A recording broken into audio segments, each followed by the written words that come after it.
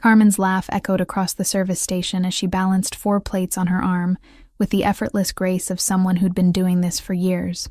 Table 6 wants extra Parmesan, and the gentleman at 12 is asking for you specifically again. I glanced up from wiping down wine glasses, my stomach doing that familiar flutter it always did when Antonio Bandini requested my section. 3 months he'd been coming here, and I still couldn't figure out why a man who clearly had better places to be chose to spend his Friday nights at the Golden Fork. He tips well, Carmen continued, nudging me with her elbow, and he's easy on the eyes. What's the problem? The problem was that everything about Antonio Bandini set off alarm bells in my head.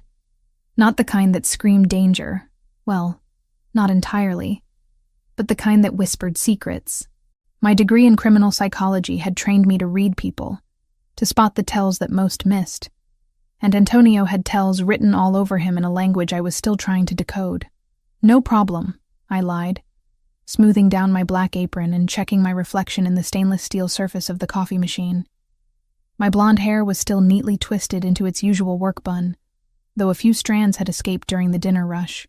At 26, I'd learned to present a competent, approachable image, essential in the service industry, where your paycheck depended on people liking you enough to leave decent tips.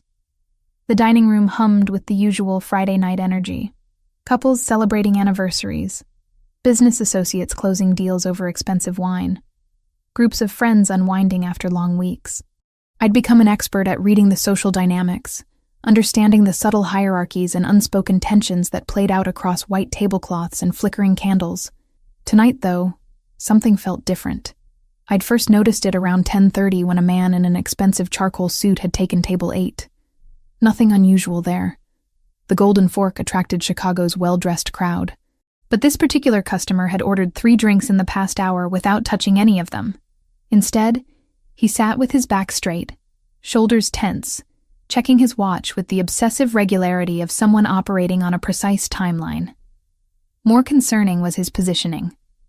Table 8 offered a perfect sightline to Table 12, Antonio's usual spot. Every few minutes, the man's gaze would drift in that direction, not obviously, but with the kind of peripheral awareness that spoke of professional surveillance. Then there was the guy at the bar. Mid-30s, expensive Italian leather shoes that probably cost more than my monthly rent, nursing the same whiskey for 45 minutes. He'd positioned himself with clear views of both the main entrance and the kitchen corridor, his posture too rigid for someone supposedly relaxing after work. The way he kept adjusting his jacket suggested he was carrying something he didn't want noticed. A third man had claimed the small table near the restrooms 20 minutes ago. Prime real estate for monitoring the back exit. The route staff used, and I'd noticed, the path Antonio always took when leaving. This one was younger, maybe early 30s, with the kind of nervous energy that manifested in constant motion. Checking his phone, straightening his silverware, drumming silent rhythms against his thigh. My psychology training had taught me to recognize patterns of behavior, and these 3 men were exhibiting classic pre-action anxiety. Elevated breathing, repetitive gestures, hypervigilance, all signs of people preparing for something significant. Maybe I was being paranoid. God knows studying criminal behavior had made me see threats in perfectly innocent situations before. But the coordination of their positioning, the synchronized timing of their movements, the way they all maintained awareness of Table 12 while pretending to focus on their own evening. Earth to Elena, Carmen's voice cut through my thoughts. Your mysterious Italian is waiting for his usual wine service. I grabbed the bottle of Barolo Antonio always ordered, a vintage that cost more than I made in 2 days, and approached Table 12. He looked up as I neared, those storm-gray eyes of his conducting their usual assessment. Everything about Antonio Bandini was controlled, calculated, from the precise knot of his tie to the way he folded his napkin. 6'2" of carefully contained power wrapped in bespoke Italian wool. Good evening, Mr. Bandini, I said, proud that my voice betrayed none of the unease building in my chest. The usual tonight? Please. That accent again. Definitely European, though I'd never been able to place it exactly. Roman? Sicilian? It carried an undertone of authority that made even simple requests sound like commands. As I poured his wine, I found myself cataloging details about him that I'd been unconsciously collecting for months. The way he always sat with his back to the wall, how his eyes continuously swept the room in careful patterns, the expensive watch on his wrist that he checked with military precision, the subtle bulge beneath his left shoulder that suggested either a very thick wallet or something more concerning. "You seem distracted tonight," he observed, his voice quiet enough that only I could hear. "Something troubling you." Before I could answer, movement caught my peripheral vision. The man at table 8 had pulled out his phone again, this time speaking in hushed tones. I strained to catch fragments of his conversation as I pretended to examine the wine label. 23:45, he was saying, his voice barely above a whisper. "Back exit. Everything's in position." My blood turned to ice. 23:45 was exactly 15 minutes away. The back exit was the route Antonio always used. And "everything's in position" suggested coordination between multiple parties. The pieces clicked together with terrifying clarity. 3 men positioned strategically around the restaurant, all maintaining visual contact with table 12, all operating on the same timeline, all focused on Antonio Bandini's usual departure routine. I glanced at my watch. 23:30. 15 minutes until... what? An ambush? An assassination attempt? Whatever these men were planning, it was scheduled to happen exactly when Antonio would be walking toward his car through the back exit. My hands trembled as I finished pouring his wine. Every instinct screamed at me to mind my own business, to finish my shift and go home to my studio apartment, where the most dangerous thing I faced was the stack of unpaid bills on my kitchen counter. But I couldn't shake the image of Antonio walking unsuspecting into whatever trap was being set. Maybe I was wrong. Maybe my overactive psychology training was reading malice into innocent coincidence. But what if I wasn't? What if those 15 minutes were all that stood between Antonio Bandini and disaster? "Mr. Bandini," I said quietly, leaning forward as if to adjust his place setting. "I might be completely wrong, but I think you should stay quiet and not move. Something's planned for 23:45. His hand stilled on his wine glass, those gray eyes sharpening with sudden focus. For a heartbeat, we existed in a bubble of shared tension, while the restaurant continued its oblivious hum around us. "Explain," he said, his voice so low I almost missed it. 3 men, table 8, the bar, and near the restrooms.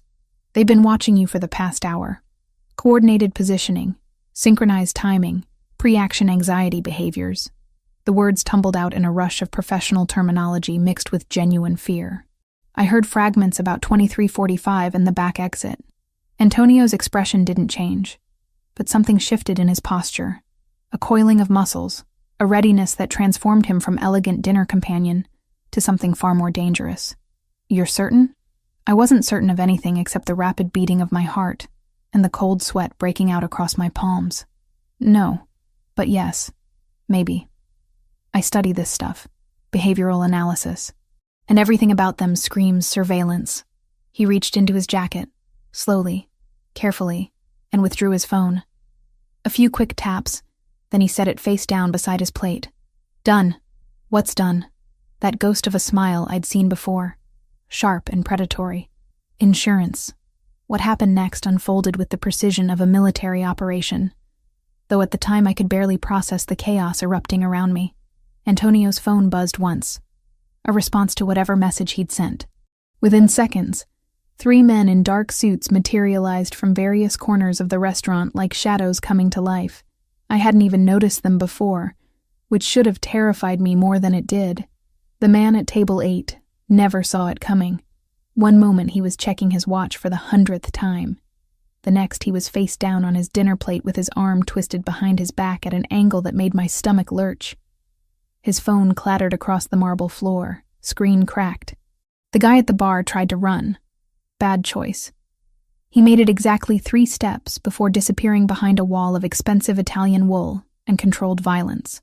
Other diners looked up from their meals with the mild curiosity of people watching street performers, completely unaware they were witnessing something far more dangerous. The third man, the one near the restrooms, showed more survival instinct. He bolted for the back exit, the same route he'd been monitoring all evening. I lost sight of him in the corridor, but the muffled sounds that echoed back suggested his escape attempt hadn't been successful. Through it all, Antonio remained seated, calmly finishing his wine, as if orchestrating tactical takedowns was as routine as ordering dessert.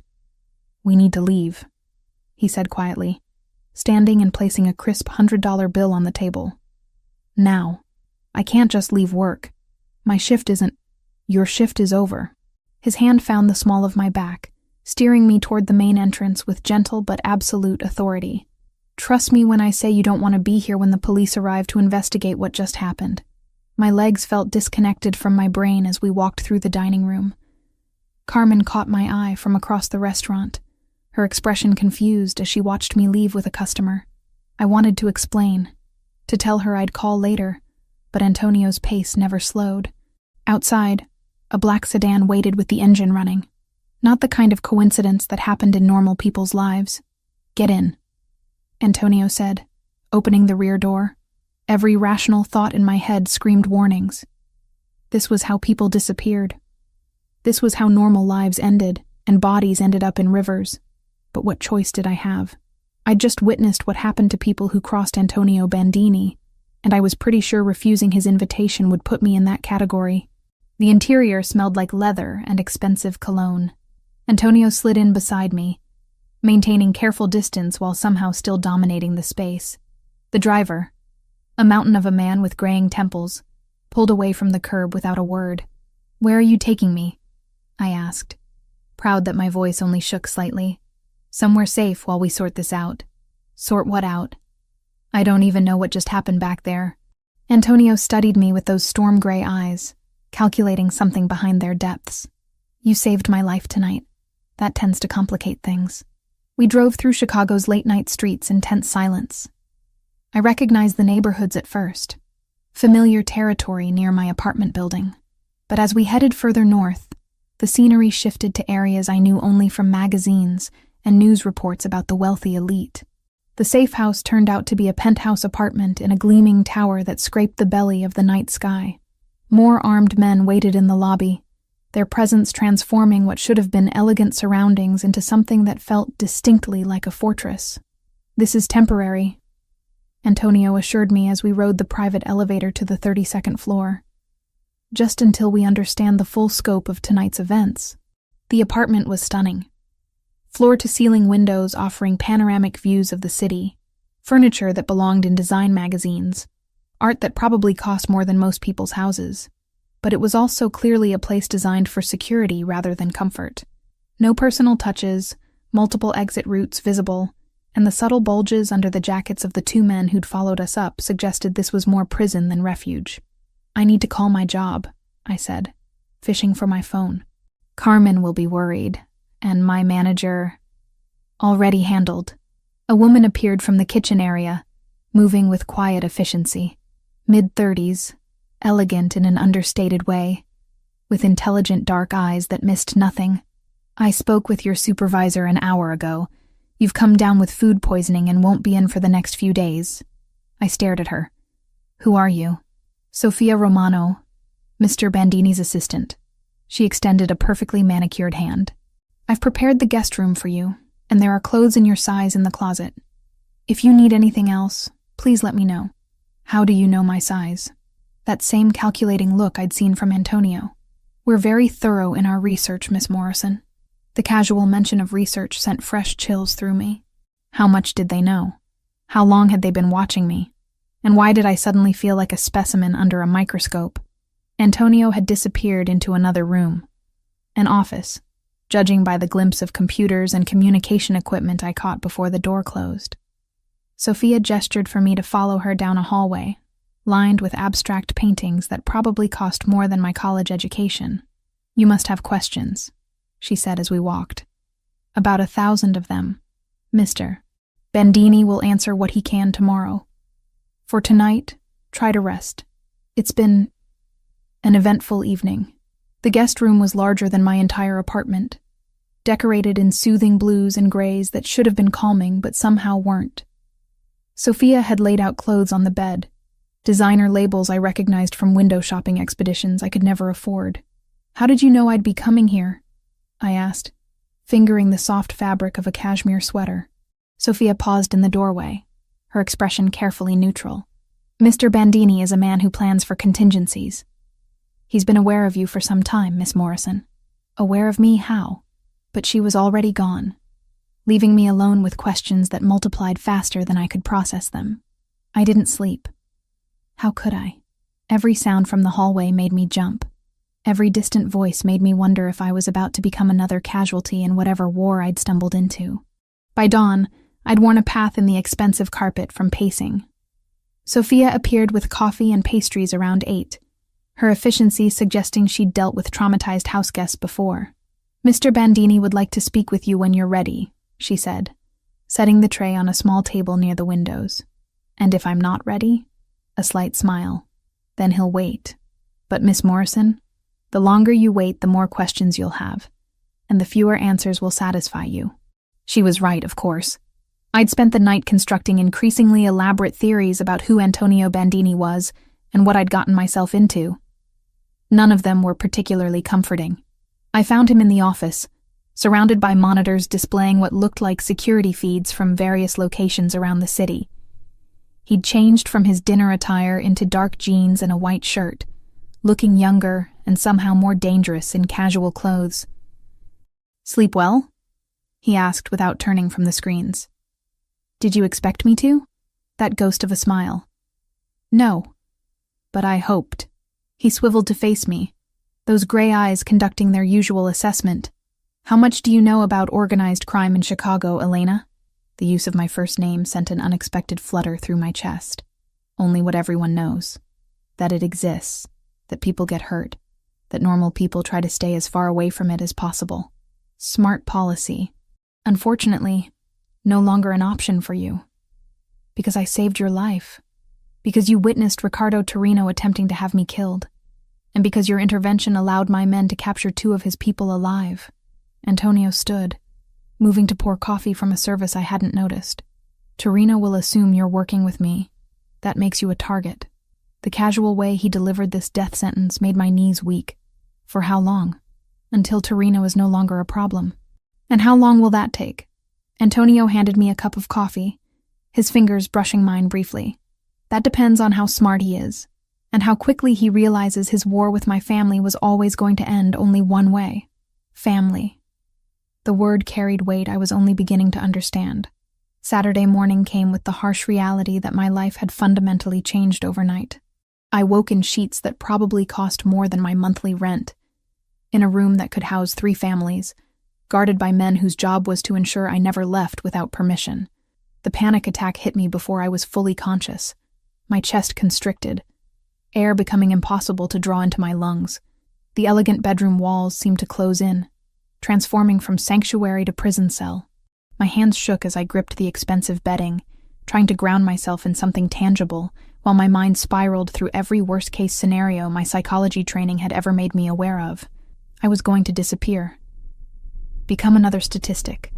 Another missing person whose case would gather dust in some detective's filing cabinet. No one would even know where to start looking. "Miss Morrison?" Sophia's voice carried through the door, accompanied by a gentle knock. "I've brought breakfast."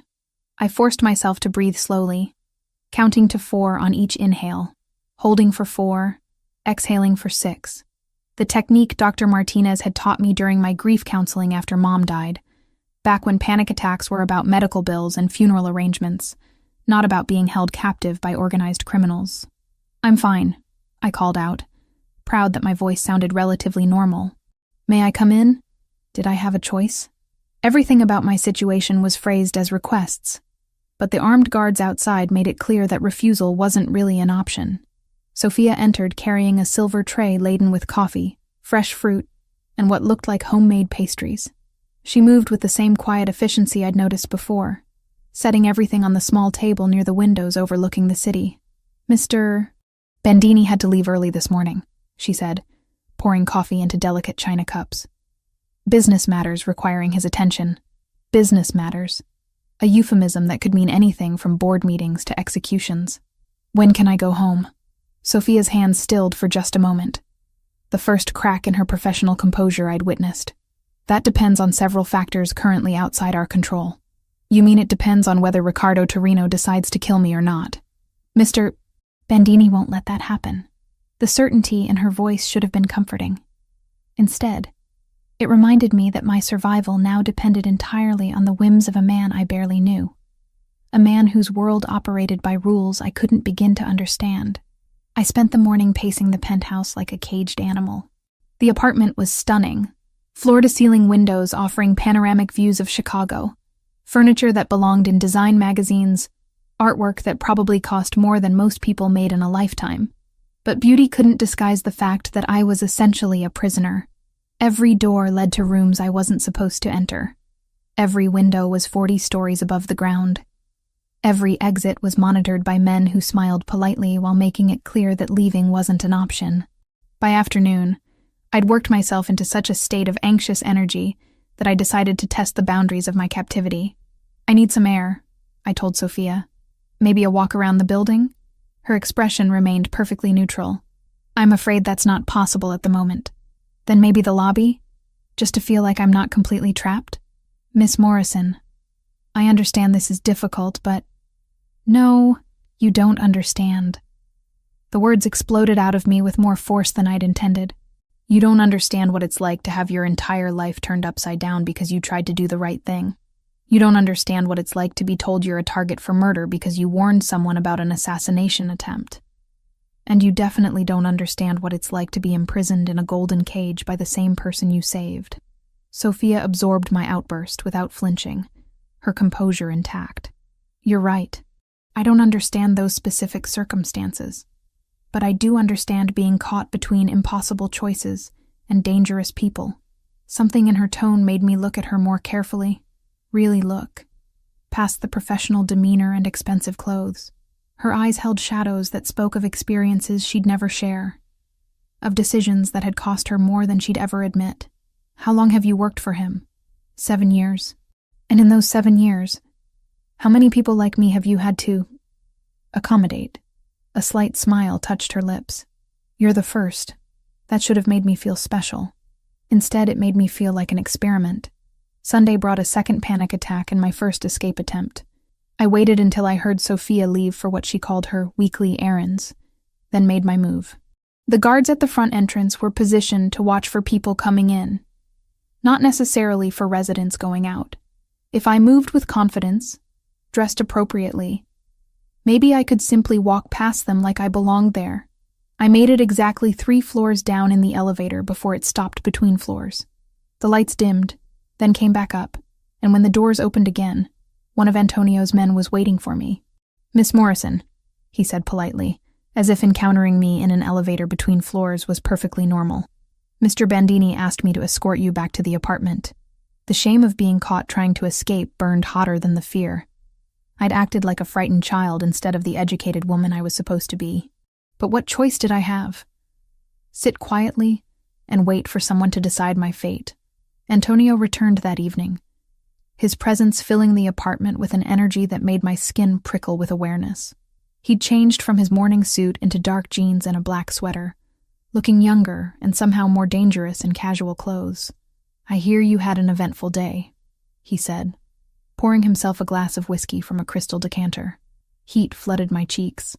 I needed some air. And you thought wandering Chicago alone while Riccardo Torino has a price on your head was a good way to get it. I thought maybe I could go back to my normal life and pretend none of this happened. He turned to face me, those storm-gray eyes conducting their usual assessment. Your normal life ended Friday night when you chose to warn me instead of minding your own business. So I'm being punished for doing the right thing? You're being protected because doing the right thing put you in the crosshairs of very dangerous people. The rational part of my brain understood the logic, but the emotional part, the part that felt like a prisoner despite the luxury surroundings, wanted to scream at the unfairness of it all. Tell me about your mother, Antonio said suddenly, the apparent non sequitur catching me off guard. What about her? Sophia mentioned she passed away recently. The medical bills that forced you to take the waitressing job. I wrapped my arms around myself, the familiar grief settling over me like a heavy blanket. Lung cancer, 3 years of treatments, surgeries, experimental therapies. None of it worked. but it bankrupted our family trying. That's why you studied criminal psychology. You wanted to understand the people who prey on vulnerable families. The insight caught me off guard. I'd never articulated it that way, but there was truth in his words. Insurance companies aren't technically criminals, but they destroy lives just the same. Something shifted in his expression, a softening around the edges, a recognition of shared pain. My mother died when I was 15, poisoned by someone we trusted, someone who ate at our table, who my father considered family. The quiet admission hung in the air between us. Vulnerability offered like a gift I wasn't sure I deserved to receive. A business associate? My father's cousin. He'd been selling information to rival families for years, but we never suspected until it was too late. Antonio's voice carried no emotion, but his knuckles were white where they gripped his glass. She suffered for 3 days before she died. The doctors couldn't figure out what was wrong until the autopsy. I'm sorry. It taught me never to trust anyone completely. And it taught me to recognize the signs of betrayal before they become fatal. Understanding dawned. That's why you need someone who can read people. Someone who can spot the tells that most people miss. Your intervention Friday night wasn't just good instincts. You saw patterns of behavior that trained killers tried to hide. That's not a skill you learn waitressing tables. I found myself studying his face the way I'd been trained to study subjects in my criminology classes. The controlled expression that never quite concealed the pain underneath. The careful posture that spoke of constant vigilance. The way his eyes continuously swept the room even in his own home. You don't trust anyone, do you? Trust is a luxury I can't afford. That sounds like a lonely way to live. For a moment, something raw and honest flickered across his features. Loneliness is better than betrayal. That night, sleep eluded me completely. I lay in the expensive sheets staring at the ceiling, processing the conversation with Antonio, trying to reconcile the dangerous criminal with the grieving 15-year-old who'd watched his mother die from poison administered by family. At 3 a.m, I gave up on sleep and padded to the kitchen in search of water. The apartment was dark, except for the city lights filtering through the massive windows, creating patterns of light and shadow across the marble floors. I wasn't alone. Antonio stood at the kitchen island, fully dressed despite the late hour. Steam rose from 2 cups sitting on the granite counter, and the rich aroma of coffee filled the air. Couldn't sleep either? He asked without turning around. Too much to process. He handed me one of the cups. Perfect espresso in delicate china. It's an old family recipe. My mother used to make it when I had nightmares. The gesture was so unexpectedly intimate that it caught me off guard. This wasn't the calculated crime boss or the controlled businessman. This was just a man sharing something precious from his past. We stood in comfortable silence, drinking coffee in the soft glow of the city lights. For the first time since Friday night, I felt something other than fear or anger, something that might have been understanding.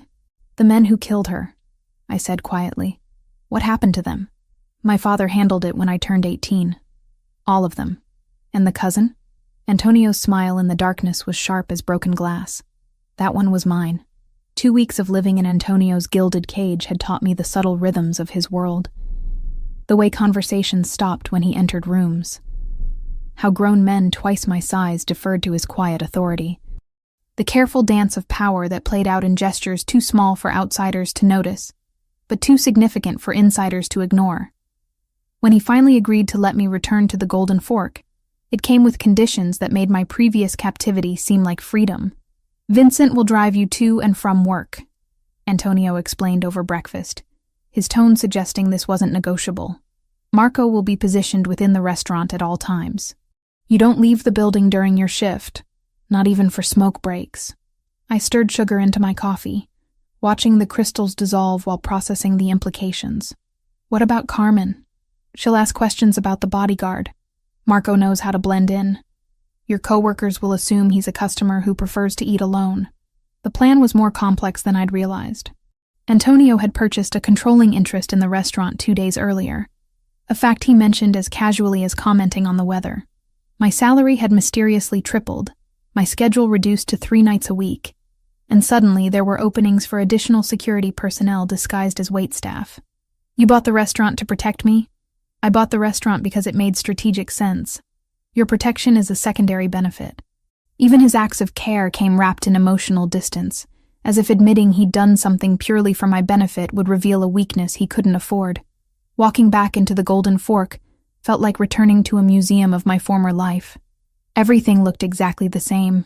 The marble floors, the soft lighting, the elegant table settings. But I moved through it like a ghost haunting familiar spaces. Carmen hugged me with the enthusiasm of someone who genuinely missed me, asking about my supposed food poisoning with enough concern to make guilt twist in my stomach. "You look different," she observed as we prepped for the dinner service. "Rested, like you've been somewhere expensive. Just catching up on sleep." She studied my face with the sharp attention of someone who'd known me long enough to spot lies. "And the manicure? The subtle highlights? Food poisoning doesn't usually come with spa treatments." Heat crept up my neck.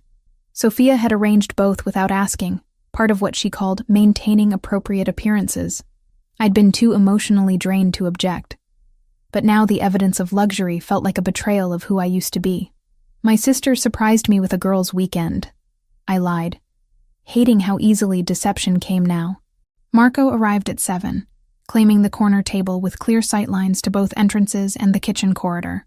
He ordered methodically: appetizer, main course, dessert, eating slowly enough to justify his presence for the entire evening. Other patrons ignored him completely, which spoke to his skill at appearing invisible while remaining hypervigilant. Antonio didn't come that first night, or the second. By the third evening, I'd convinced myself he'd lost interest in his restaurant acquisition and returned to whatever criminal enterprises normally occupied his attention. I was wrong. He appeared during Thursday's dinner rush, claiming his usual table with the quiet authority that made waitstaff scramble to accommodate him. But something was different. His usual calm composure carried an edge of tension, and his eyes swept the restaurant more frequently than normal. "Good evening, Mr. Bandini," I said, approaching with the wine he always ordered. "Elena." The way he said my name sent familiar shivers down my spine. "Have you noticed anything unusual lately? Anyone asking questions about your schedule?" The questions sparked immediate alarm. "What kind of questions?" "The kind that suggests someone's been watching you." I thought back over the past few days, mentally cataloging interactions with customers, delivery drivers, even the homeless man who sometimes lingered near the employee entrance. There was a guy yesterday. Said he was from the city health department, asked about employee schedules and shift changes. But Carmen handled it. Antonio's expression darkened. "Describe him." Mid-30s, expensive suit, slight accent I couldn't place. He seemed more interested in the restaurant layout than actual health codes. "Mexican?" The specific question sent ice through my veins. "Maybe. Why?" Instead of answering, Antonio pulled out his phone and typed a quick message. Within minutes, Marco appeared at our table, his casual dining facade abandoned. "We need to leave," Antonio said quietly, standing with fluid grace that didn't match the urgency in his voice. "Now. I can't just abandon my shift. Carmen will understand when she realizes your life is more important than serving dinner." The parking lot behind the Golden Fork was poorly lit, shadows pooling between the few working streetlights. We'd made it halfway to Antonio's car when the first shot shattered the rear window of a sedan parked 3 spaces away. Time fractured into crystalline moments of terror and precision. Antonio's hand closed around my wrist, pulling me behind a delivery truck as more shots rang out. Marco appeared from nowhere, returning fire with the calm efficiency of someone for whom gunfights were routine occupational hazards. "Stay down," Antonio commanded, his body shielding mine as he drew his own weapon, a detail that should have terrified me but somehow didn't. In that moment, surrounded by violence and chaos, his presence felt like the only safe harbor in a storm designed to destroy me. The firefight lasted maybe 90 seconds, though it felt like hours. When silence finally returned, 3 bodies lay motionless in the parking lot, and Marco was speaking rapidly into his earpiece while checking the perimeter for additional threats. "Are you hurt?" Antonio's hands moved over me with professional thoroughness, checking for wounds I hadn't realized I might have sustained. "I don't think so." My voice sounded strange to my own ears, distant and hollow. "Were they trying to kill me?" "They were trying to take you. Very different objective." The distinction should have been comforting. Instead, it opened up terrifying possibilities about what capture might have involved. Vincent arrived with backup vehicles and a cleanup crew that worked with the unsettling efficiency of people who'd handled similar situations before. Within 20 minutes, the bodies were gone, the blood washed away, and the parking lot looked like nothing more dramatic had occurred than the usual dinner rush. Antonio's house was a sanctuary of controlled elegance after the chaos of the attempted kidnapping. He led me to the living room, pouring whiskey with hands that remained perfectly steady despite what we'd just survived. This was Ricardo's response to losing his men at the restaurant, he explained, settling beside me on the leather sofa. He's formed an alliance with the Sinaloa cartel. They have different methods than traditional organized crime families. More violent, more willing to involve civilians. My world has rules, boundaries that even enemies respect. Cartels operate with fewer constraints. The whiskey burned going down, but it helped steady my nerves. So what happens now? Now we eliminate the threat before it escalates further. His matter-of-fact tone suggested this was merely another business problem requiring a straightforward solution. But the way his free hand rested on my knee, thumb tracing small circles through the fabric of my dress, suggested his concern went deeper than strategic calculations. Antonio? Yes? Thank you for saving me. He set down his glass and turned to face me fully, those storm-gray eyes searching my face with an intensity that made breathing difficult. You saved me first. This is simply returning the favor. Is that all this is? Professional courtesy? Something shifted in his expression, the careful control slipping just enough to reveal the man beneath the crime boss persona. When he leaned forward, I didn't pull away. When his hand cupped my face, I leaned into the touch. And when his lips found mine, I finally understood why I'd never felt truly safe with anyone else. The kiss was nothing like the romance novels I'd read as a teenager. There was no gentle exploration, no tentative building of passion. This was hunger and desperation, and the recognition of something that had been building between us since that first night at the restaurant. When we finally broke apart, both breathing hard, Antonio rested his forehead against mine. This complicates things, he said quietly. Everything about my life is already complicated. Not like this. Not when caring about you gives my enemies another way to hurt me. The admission hung in the air between us, vulnerable and honest, in a way I'd never expected from him. Then maybe we don't let them, I whispered. His smile was sharp as a blade and twice as dangerous. No, maybe we don't. 3 weeks had passed since that first night at the Golden Fork, and I was finally beginning to understand the careful choreography of Antonio's world, the way conversation shifted when he entered rooms, how his men communicated in glances and subtle gestures, the delicate balance of power that required constant vigilance to maintain. What I hadn't expected was how natural it would feel to be part of that world. The realization hit me Thursday evening as I watched Antonio review security reports in his study. He'd loosened his tie, rolled up his shirt sleeves, and something about the domestic intimacy of the moment made my chest tighten with unexpected longing. This dangerous, controlled man was becoming more than just my protector. He was becoming someone I cared about in ways that terrified me. You're staring, he said without looking up from the documents. I'm observing. There's a difference. That ghost of a smile I'd grown to love. And what are you observing? That you're more relaxed here than anywhere else. Your shoulders don't carry the same tension when you're behind that desk.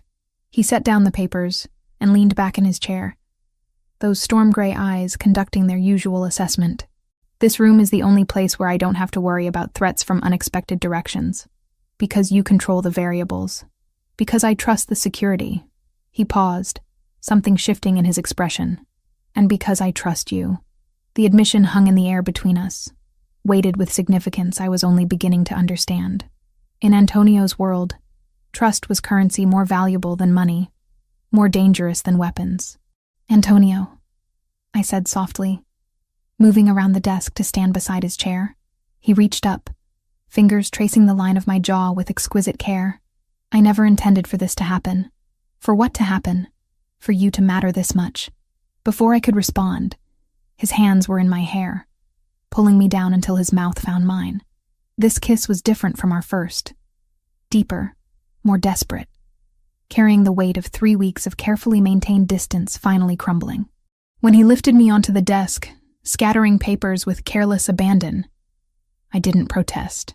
When his hands traced the curves of my body with reverent attention, I welcomed his touch.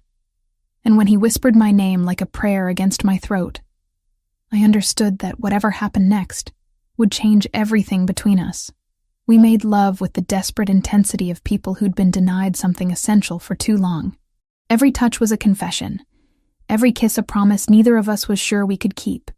In that moment, surrounded by the trappings of his dangerous world, Antonio wasn't a crime boss.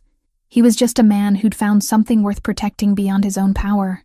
Afterward, as we lay entwined on the leather sofa, his fingers tracing lazy patterns across my bare shoulder, I felt safer than I had since childhood.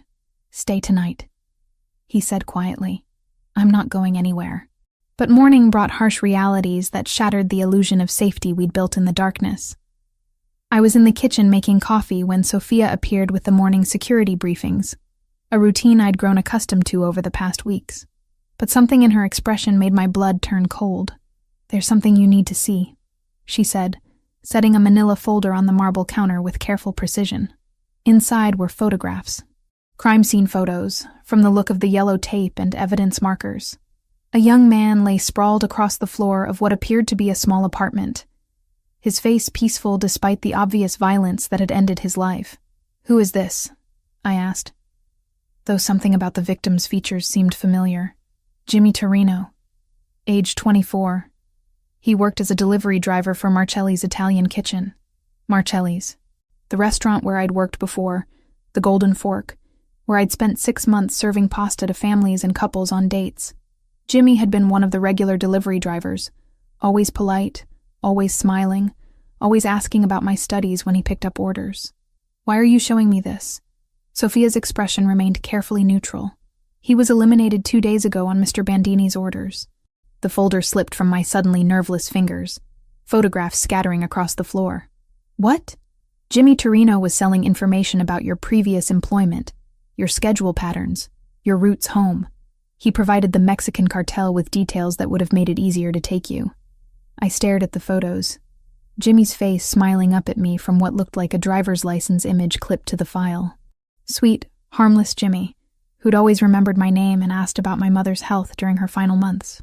"He was just trying to make extra money," I whispered. "Extra money that would have gotten you killed." But he didn't know that. He couldn't have understood.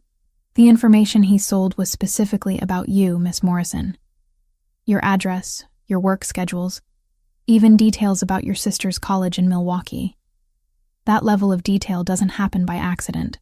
The kitchen walls seemed to close in around me. Jimmy was dead because Antonio had decided his potential threat to me outweighed his right to live. A 24-year-old kid with student loans and big dreams had been executed because he'd made a stupid decision about easy money. Where is Antonio? He had meetings this morning. He should return around. I didn't wait for her to finish. I ran through the penthouse, my bare feet silent on the marble floors, searching every room until I found him in his study, speaking quietly on the phone in Italian. He looked up when I burst through the door, taking in my disheveled appearance and obvious distress.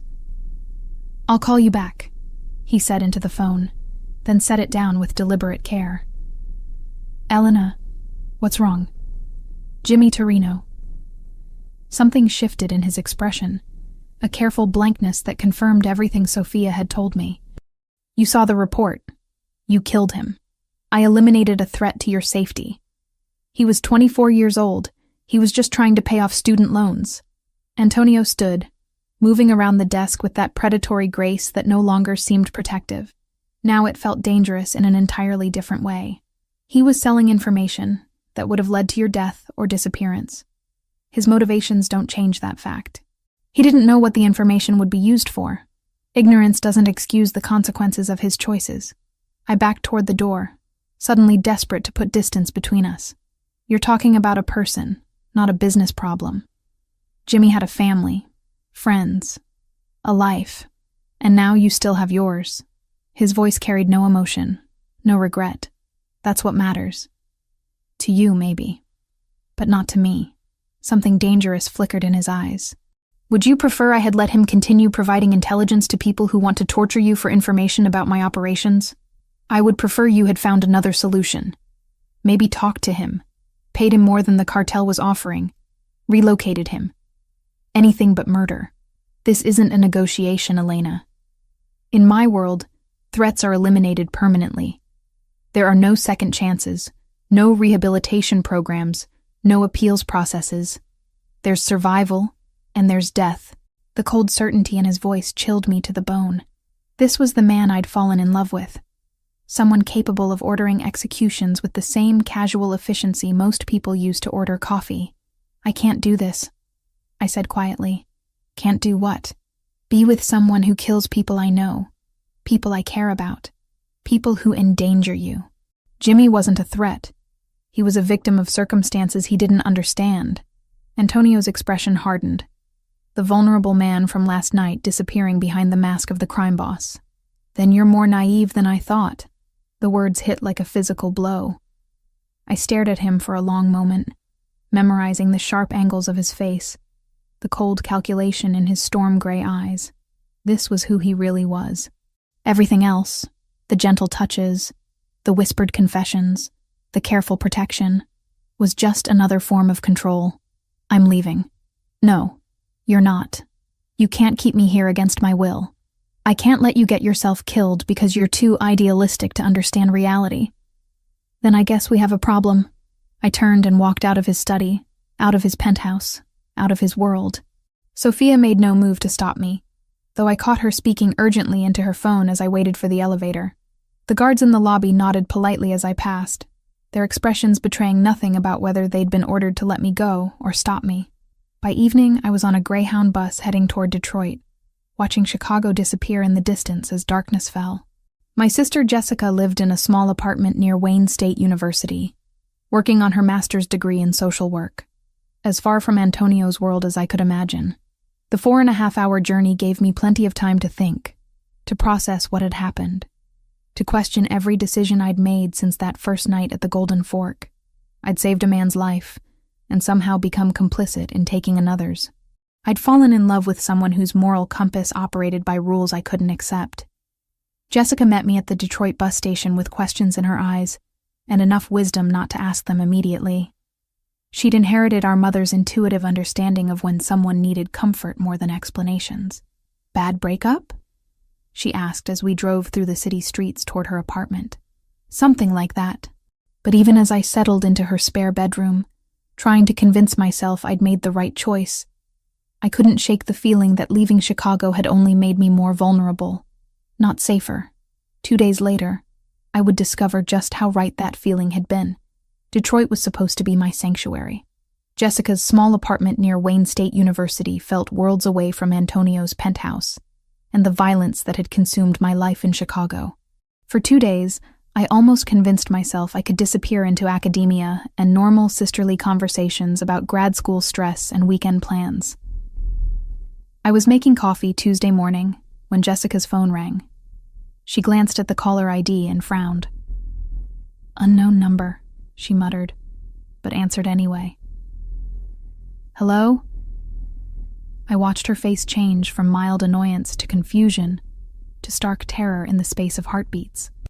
The phone slipped from her suddenly nerveless fingers, clattering across the kitchen floor. "Jess, what's wrong? They know about you. They said..." Her voice broke. "Elena, they said they're coming for both of us." Ice flooded my veins. "Who said that?" "I don't know." The voice was accented, maybe Spanish. "They knew your name, knew you were here, knew about Mom's medical bills, even knew about my thesis project. They said if you didn't come with them willingly, they'd take me instead." The coffee mug slipped from my hands, ceramic exploding across the linoleum floor. Antonio had been right. Leaving Chicago hadn't made me safer. It had just put Jessica in danger too. "Pack a bag," I said, my mind racing through possibilities. "Right now. We need to leave." "Elena, what's going on? Who were those people?" "I'll explain later." "Just pack whatever you can carry and..." The apartment door exploded inward, splinters of wood flying like shrapnel. 3 men in tactical gear poured through the opening, weapons drawn, moving with military precision that made my blood freeze. "Jessica Morrison," the lead man said in heavily accented English. "You come with us." "No." I stepped in front of my sister, hands raised. "Take me. I'm the one you want." He smiled, revealing gold-capped teeth. "We want you to watch. To understand consequences of running from people who own you." Before I could react, one of the other men had Jessica's arm twisted behind her back, a cloth pressed over her mouth and nose. She struggled for maybe 10 seconds before going limp. 48 hours, Goldtooth said, turning his attention back to me. "You return to Chicago. You tell Bandini we have his woman's sister. He brings what we want, or she disappears forever. What do you want? Territory. Respect. Things your Mafia boyfriend stole from our organization. They were gone before I could process what had happened, leaving me alone in Jessica's destroyed apartment with the acrid smell of chemical sedatives lingering in the air. I called Antonio from Jessica's landline, my hands shaking so badly I could barely dial. He answered on the first ring. "Elena, they have Jessica." Silence for 3 heartbeats.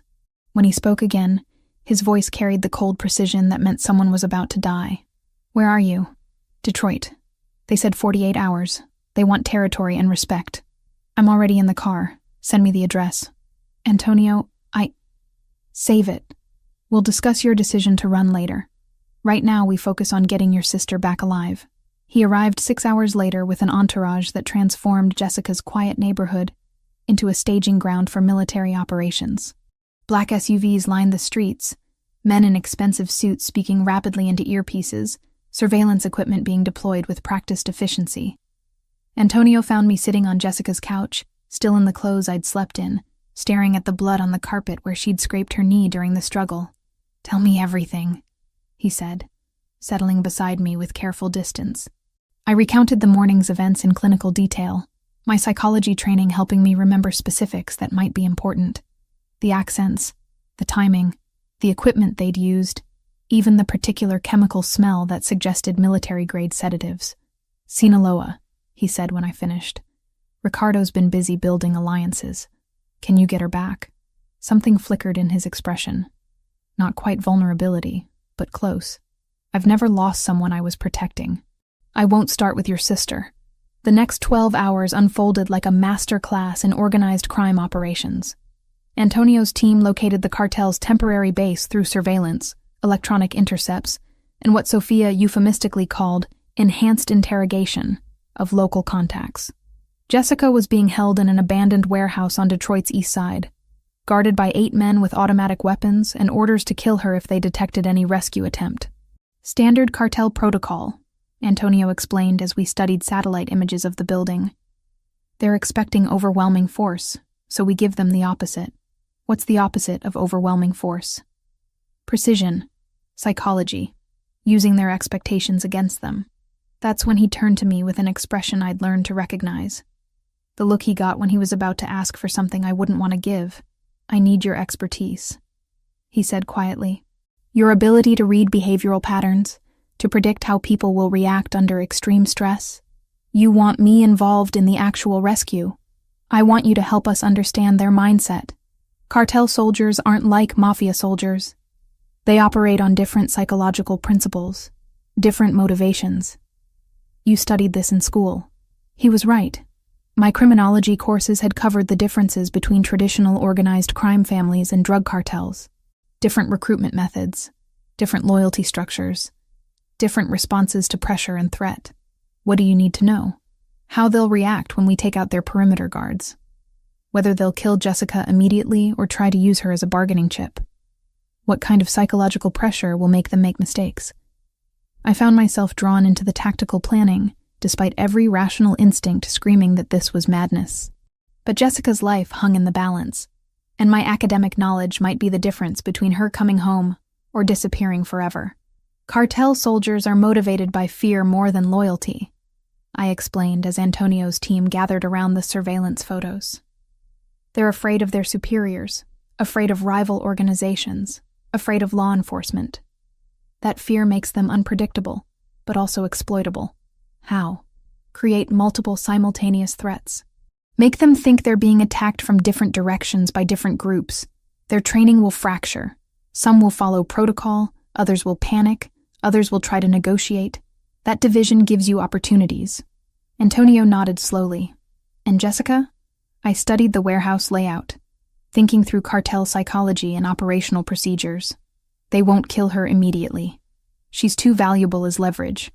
But if they think the rescue attempt is failing, if they believe they're all going to die anyway, they'll execute her to deny you the victory. So we make sure they never reach that conclusion. Or we make them believe cooperation is their only chance of survival. Something shifted in Antonio's expression as he processed my words. This wasn't just academic analysis anymore. I was actively participating in planning a military operation against the people who'd taken my sister. Elena, he said quietly, there's something else you need to understand about Jimmy Torino. My stomach clenched. What about him? He wasn't just selling general information about your schedule. He was providing detailed intelligence about your sister. Her address, her class schedule, her daily routines. The cartel has been planning this for weeks. The revelation hit me like a physical blow. Jimmy hadn't just put me at risk. He'd made Jessica a target. His harmless side income had painted a bullseye on the most important person in my world. If I hadn't eliminated him, Antonio continued, they would have taken her weeks ago. Possibly killed her after extracting what information they could about you. I stared at the warehouse photos spread across the table, seeing them with new understanding. Jimmy's death hadn't just been about protecting me. It had been about protecting Jessica, too. I understand now, I said quietly. In your world, hesitation means death, for everyone we care about. Something fundamental shifted in my chest. Not quite forgiveness, but acceptance. The moral landscape of Antonio's world operated by rules I'd never wanted to learn. But ignoring those rules had nearly cost Jessica her life. What do you need me to do? His smile was sharp as a blade and twice as dangerous. Help me get your sister back. Then help me end Ricardo Torino permanently. Over the next 6 hours, I found myself fully integrated into Antonio's team in ways I'd never imagined possible. My psychology background proved invaluable for predicting cartel behavior patterns, and my intimate knowledge of Jessica helped plan approach routes that wouldn't trigger her panic responses during the rescue. By dawn, we had a plan that was audacious in its complexity and terrifying in its implications. The rescue would happen during shift change at the warehouse, when guards were most likely to be distracted. But more than that, we were going to use the rescue operation as bait to draw Ricardo and his cartel allies into the open for a final confrontation. One way or another, Antonio said as his team made final preparations. This ends tomorrow night. I looked at him, really looked, and saw not just the dangerous crime boss or the careful protector, but the man who'd dropped everything to help save my sister, the man whose world I was choosing to enter. Not as a prisoner this time, but as a partner. Together, I said. His hand found mine, fingers intertwining with surprising gentleness.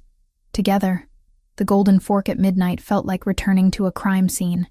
Empty tables sat shrouded in shadows, their white tablecloths ghostly in the dim security lighting. I stood at the staff entrance, wearing the same black uniform I'd worn months ago when this nightmare began, my hands steady despite the adrenaline coursing through my system.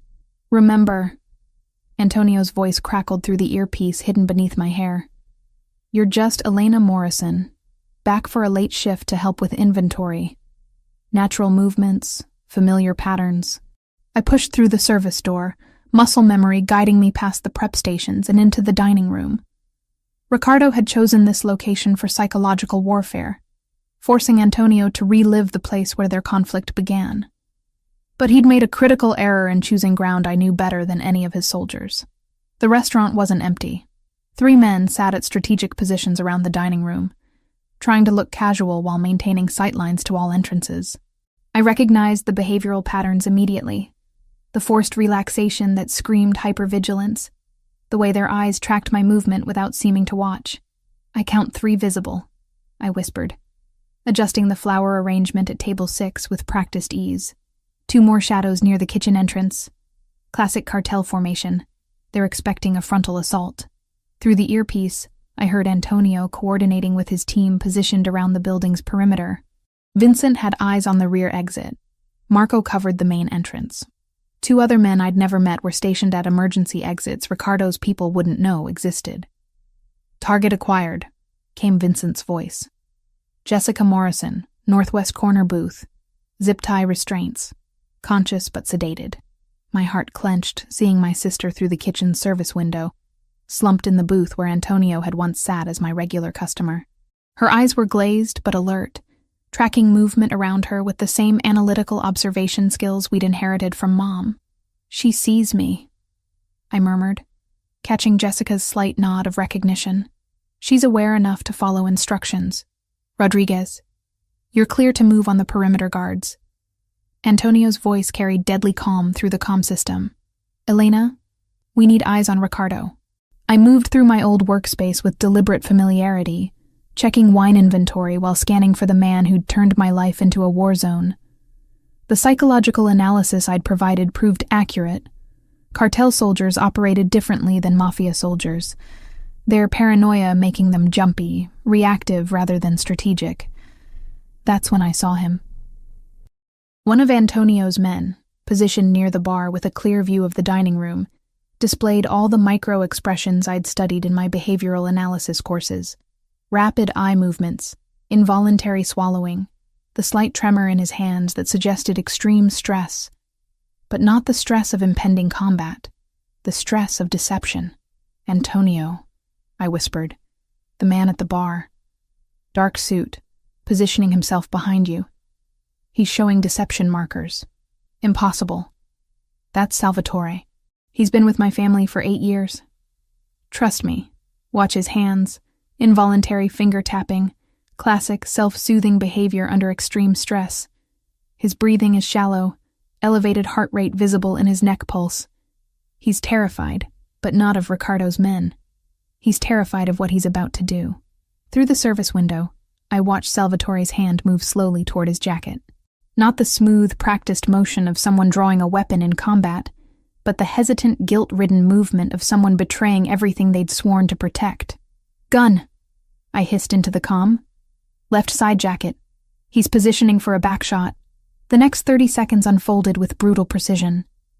Antonio spun just as Salvatore's weapon cleared his holster, muscle memory and years of survival instincts saving his life. The shot went wide, shattering a mirror behind the bar. Before Salvatore could fire again, Antonio's return shot caught him center mass, dropping him behind the mahogany bar. The gunshot triggered chaos. Ricardo's men abandoned their pretense of casual dining, weapons appearing from beneath jackets and under tables.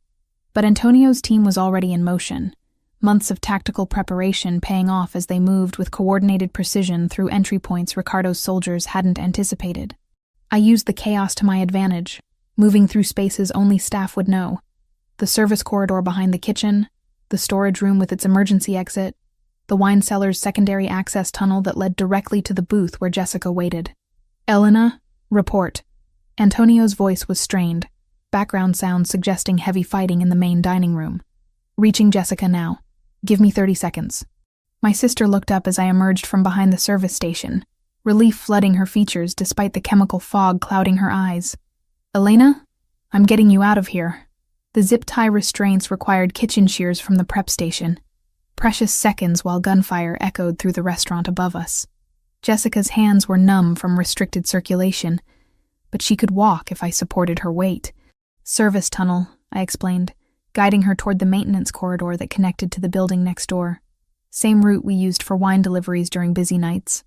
The tunnel was cramped and dark, lined with pipes and electrical conduits that had been installed when the building was renovated decades earlier.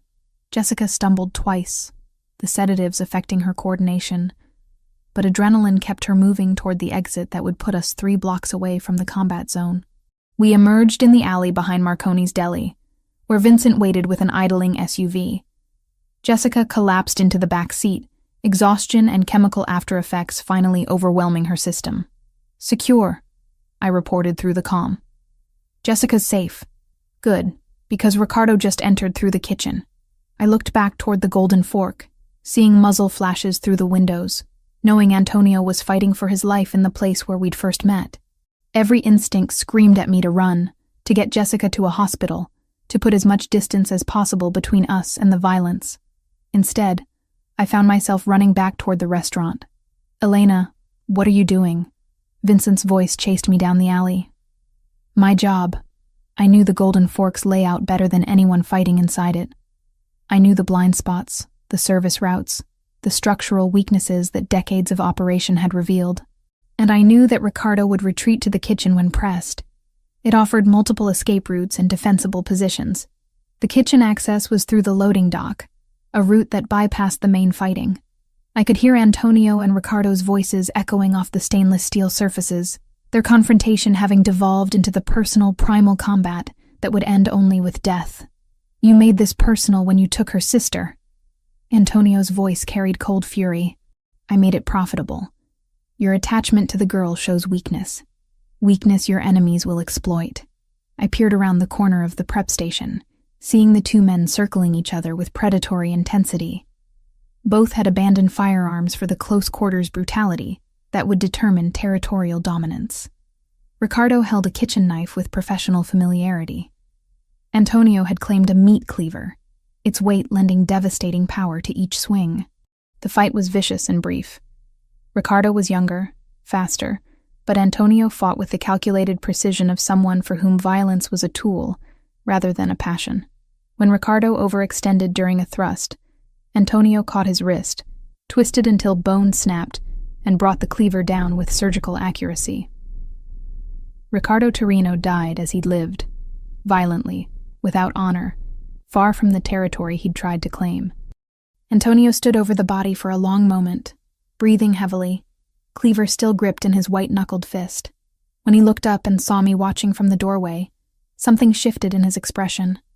From the cold satisfaction of victory to concern for my well-being. "You should be with your sister. She's safe. Vincent has her."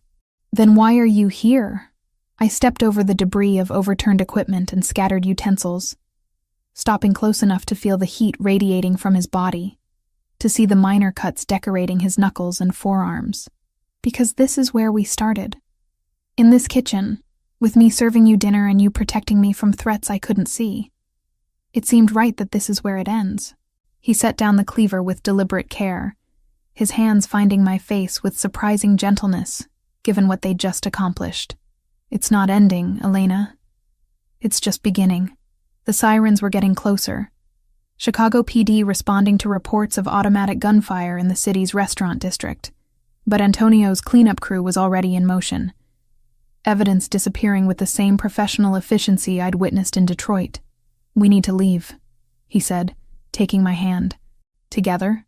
His smile was sharp as a blade and twice as dangerous, but his eyes held warmth I'd never expected to see from a man like him. Always together.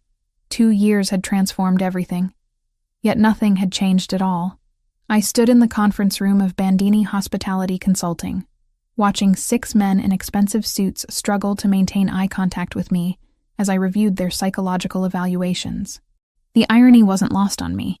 I'd gone from serving wine to mob bosses to psychologically profiling potential mob soldiers, all while maintaining the fiction that I ran a legitimate business consultancy. "Mr. Castellano," I said, addressing the youngest candidate, "your micro-expressions during the loyalty questions suggest deception, specifically involuntary lip compression and decreased eye contact when discussing hypothetical conflicts of interest." The 28-year-old shifted uncomfortably, his hands betraying the nervous energy I'd learned to recognize in people hiding dangerous secrets. Behind the one-way glass, I knew Antonio was watching, evaluating my assessment alongside his own instincts about which men could be trusted with his family's operations. "Tell me about your gambling debts," I continued, noting how his pupils dilated at the direct question.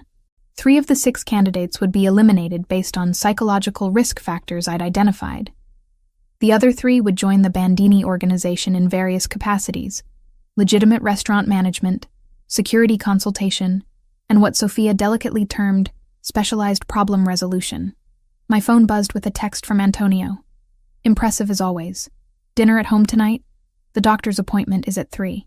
I touched my still flat abdomen reflexively, 4 months of pregnancy barely showing despite the morning sickness that had been plaguing me for weeks. Dr. Martinez assured us everything was progressing normally, but Antonio's protective instincts had shifted into overdrive since we'd confirmed the pregnancy. The Bandini restaurant empire had grown from the single location where we'd met to 12 establishments throughout Chicago and Milwaukee.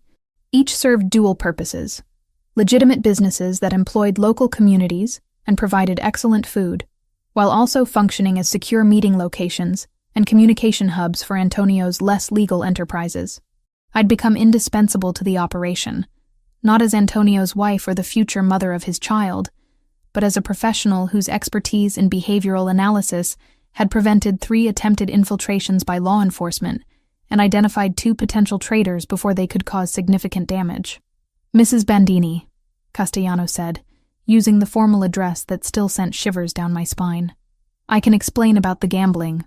"No need," I interrupted, making notes in his file. "Acknowledging the debt shows integrity. Lying about it would have been disqualifying. Your psychological profile suggests you're motivated by family loyalty rather than personal gain, which makes you suitable for customer relations management rather than security work." The distinction mattered in Antonio's world. Customer relations meant interfacing with legitimate businesses and maintaining the respectable facade that kept authorities from looking too closely at Bandini operations. Security work meant being trusted with family secrets that could destroy everything if revealed. After the evaluations concluded, I retreated to my office, a space that straddled the line between legitimate psychology practice and organized crime consulting. My degrees hung on the walls alongside certificates in crisis negotiation and behavioral analysis, professional credentials that provided perfect cover for the real work I performed. Sophia appeared with my afternoon coffee, a routine we'd maintained since my return from Detroit 2 years earlier. "The Torino territory has been fully integrated," she reported, setting down the cup with her usual efficiency. "Revenue projections for the restaurant division are exceeding expectations by 30%. I nodded, reviewing the quarterly reports that told 2 stories. One for tax authorities showing healthy profits from legitimate food service operations. Another for Antonio detailing the actual revenue streams that funded our lifestyle and operations. Any behavioral concerns with the new hires? 2 servers at the Lincoln Park location show signs of potential substance abuse issues. Marco recommended monitoring rather than immediate termination. Smart. Firing people created resentment and potential security risks. Monitoring them allowed us to provide help if needed, or gather intelligence if they became compromised by law enforcement seeking informants. The doctor's appointment confirmed what we already knew. Our daughter was developing normally, with a due date in early September. Antonio's hand never left mine during the ultrasound, his usual composed demeanor cracking slightly when the technician pointed out tiny fingers and toes on the grainy image. "Have you considered names?" Dr. Martinez asked as we scheduled the next appointment. "Isabella," Antonio said immediately. "After my mother."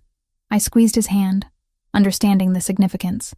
Naming our daughter after the woman whose death had shaped Antonio's worldview was both tribute and promise. That this child would grow up protected in ways his mother never was. That evening, we sat in our private study reviewing security reports from the training facility Antonio had built in an abandoned warehouse on Chicago's South Side.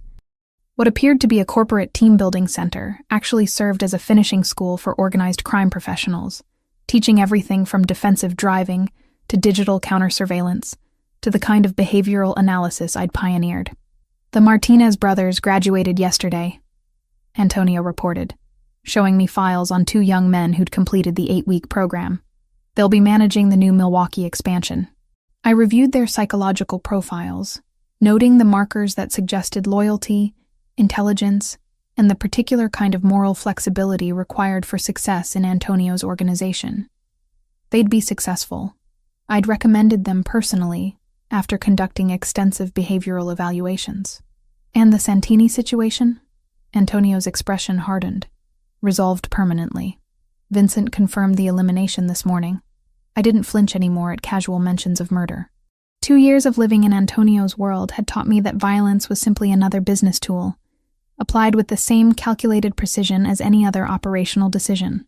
The psychological adjustment had taken months, but I'd learned to compartmentalize the moral implications in service of protecting the family we were building. Our wedding had been small, private, held in the chapel of a cathedral. Antonio's family had supported for 3 generations. Jessica had served as my maid of honor, her own psychological recovery from the kidnapping, complete enough that she'd finished her master's degree and accepted a position at a Detroit social services agency. She understood, if she didn't entirely approve of, the choices I'd made. "I have something for you," Antonio said, producing a small velvet box from his desk drawer. Inside was a pair of earrings, sapphires surrounded by diamonds, elegant enough for any social occasion, but fitted with nearly invisible tracking devices that would allow his security team to locate me within 3 feet, anywhere in the city. "They're beautiful," I said, meaning it despite understanding their dual purpose. "And functional. The battery life is 6 months, and they're waterproof to 30 meters. I put them on immediately, appreciating how they complemented the engagement ring that had replaced my simple wedding band 6 months earlier.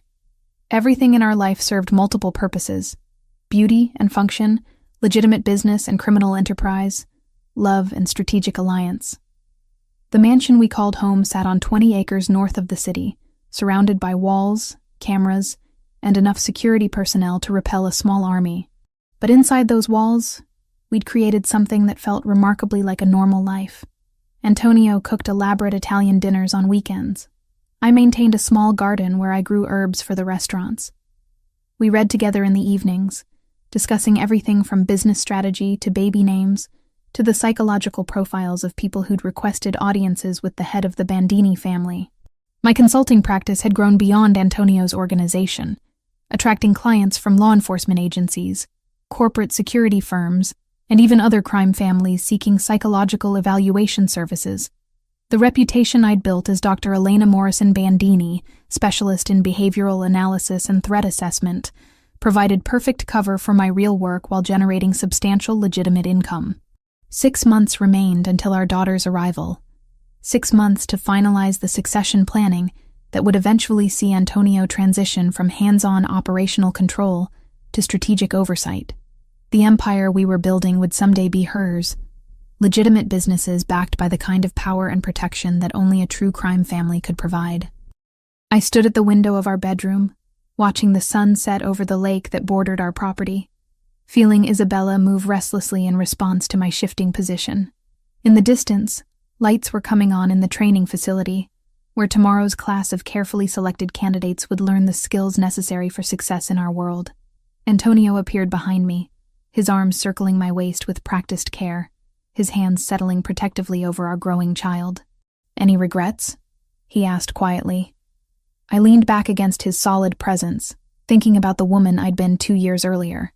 Frightened, naive, convinced that moral absolutes could govern complex realities. That Elena Morrison would have been horrified by the choices I'd made, the world I'd embraced, the man I'd married. "None," I said, and meant it completely. Our reflection in the window showed what we'd become. A crime boss and his psychologist wife, partners in every sense of the word, building an empire that would last generations. Isabella kicked as if in approval, already part of the family business that would someday be her inheritance. Outside our fortress, Chicago hummed with activity, unaware that significant portions of its restaurant industry, its security consulting services, and its behavioral health networks were controlled by the couple standing at this window, planning a future that balanced legitimate success with the kind of power that could only be built on carefully controlled violence. From now on, we were exactly where we belonged,